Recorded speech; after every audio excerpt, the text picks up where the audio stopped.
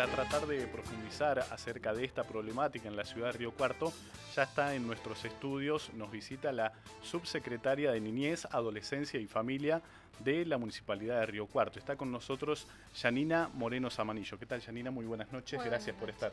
Gracias a vos por invitarme. Bueno, ¿qué se puede hablar en materia de violencia familiar, abuso sexual en la ciudad de Río Cuarto? Son varios los casos, parece que saltara cuando hay una noticia mediática, están ocultos y no se conoce.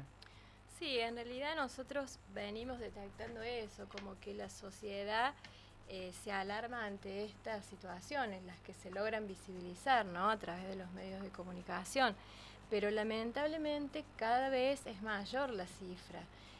Nosotros este año aún no hemos hecho la estadística correspondiente, pero el año pasado, de la totalidad de los casos de nuestra ciudad, los mayores porcentajes, te diría entre un 80 y un 90%, tienen que ver con abuso sexual infantil y con maltrato infantil. Esto es realmente preocupante, porque no tomamos dimensión de que estamos en una ciudad que cada vez es más grande y se complejizan los problemas, así como se complejiza la dinámica social, ¿no? ¿Esto tiene que ver con algún tipo de sector social? ¿Tiene que ver con la clase, el poder económico, el poder adquisitivo, con el nivel educativo, o ninguno de estos se tiene en cuenta a la hora? No, yo te diría, algunas situaciones, por ejemplo, de maltrato, sí tienen que ver con un cruce de estructura desde lo más, desde el nivel de pobreza, se diría, si lo queremos llamar de alguna manera, pero porque se mezcla con otras condiciones que son el tema de las adicciones, el tema de la delincuencia, digamos, se va complejizando con varios indicadores. Pero en general, lo que es abuso sexual y maltrato infantil tiene que ver con cualquier tipo de clase social.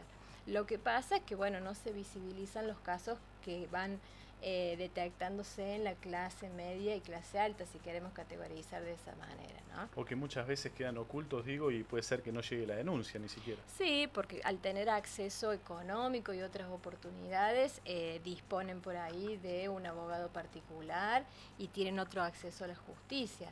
Entonces, bueno, hay una representación legal porque hay un poder adquisitivo que lo permite en ese sentido. Y también da muchísimo pudor tener una situación de estas intrafamiliarmente, con lo cual no se logra saber la cantidad específica o verdadera de casos que hay en estas clases. A nosotros nos llega generalmente desde todos los sectores de la ciudad, pero lo que tiene que ver más con la periferia de la ciudad. ¿Cómo se trabaja desde la subsecretaría? ¿Cuáles son los organismos responsables en la ciudad, en la municipalidad, para cada vez que surge un caso de estos? Bien, en realidad todas estas temáticas que tienen que ver con las vulneraciones de derechos están abordadas por un sistema integral que lo comprende, no solamente la subsecretaría, a la cual yo represento hoy, sino la Secretaría de Niñez perteneciente a la provincia, el Poder Judicial, en algunos niveles lo que tiene que ver con las fiscalías cuando hablamos de denuncias penales, el Juzgado de Niñez, Juventud y Violencia Familiar, en ciertas ocasiones, y la policía también, que es un actor importante de acuerdo a la situación que estemos hablando, ¿no? ¿Se puede trabajar en articulación entre todas estas instituciones? ¿Se presentan dificultades? Hoy por hoy la persona que va a hacer una denuncia, ¿tiene realmente la atención que debería tener un caso tan particular como este, tan complejo?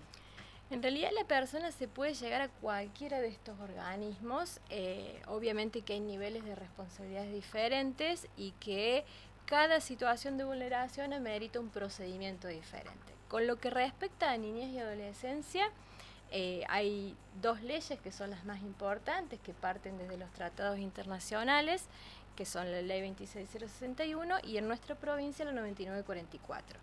¿Por qué te las nombro? Porque hay una dificultad en que esta última aprobada hace poco.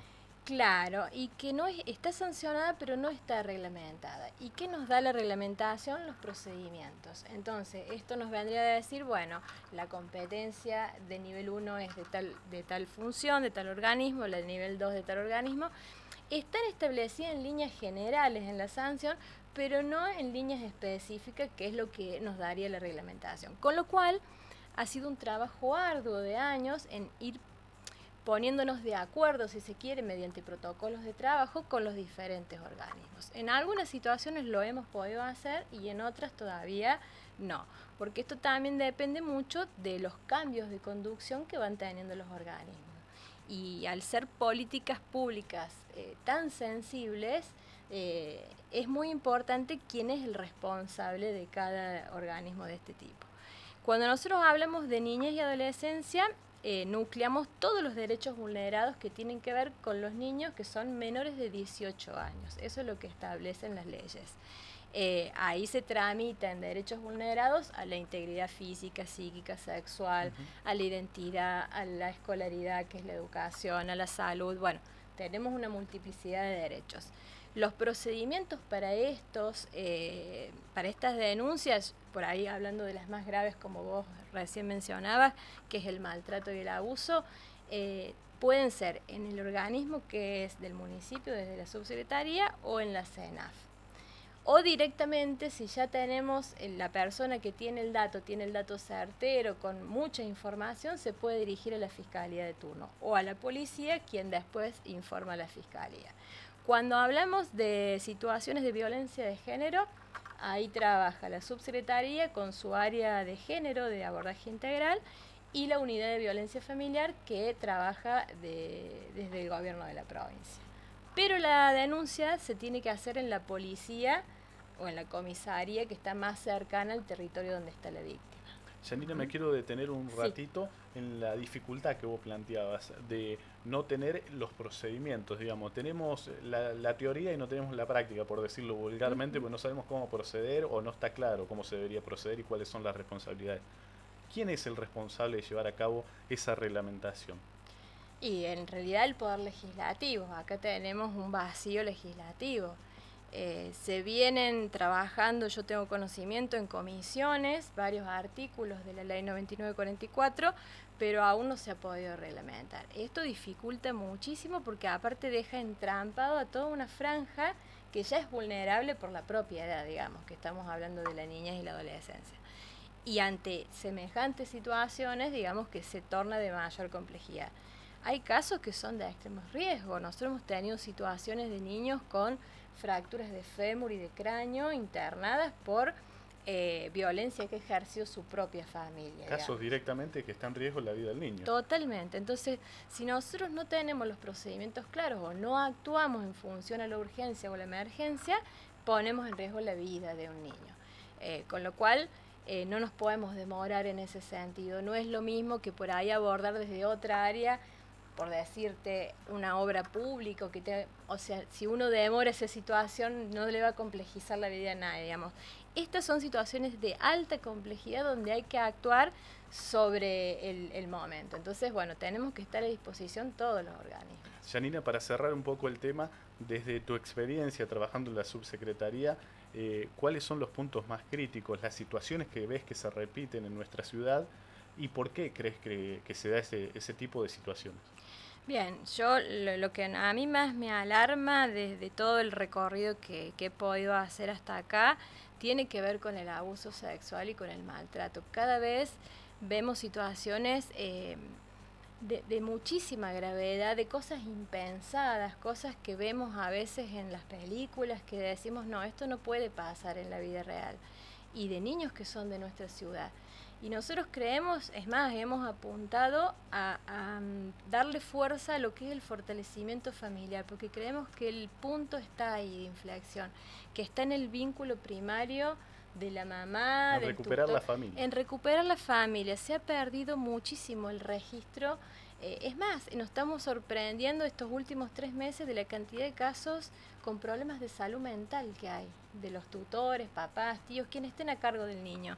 Esquizofrenias, complejizado con una historia de consumo problemático, consumos de drogas que no estaban pensadas para esta ciudad. Entonces digo, la dinámica es tan rápida que los equipos se tienen que ir ayornando cada vez más y actualizando y profesionalizando en función a la dinámica social, no a lo que uno venía pensando, no te da tiempo, digamos. Sí, no se puede planificar, no se puede la realidad supera día a día. Es más, nosotros tendremos que fortalecer mucho más la prevención y a veces no tenemos tiempo porque, bueno, te va superando la casuística. Bien, Janina, muchísimas gracias por compartir este espacio con nosotros. No, por favor, gracias a ustedes por invitarme. Muchas gracias. Bien, de esta manera marcamos una nueva pausa en esta edición nocturna de Primera Noticias y ya seguimos compartiendo más información.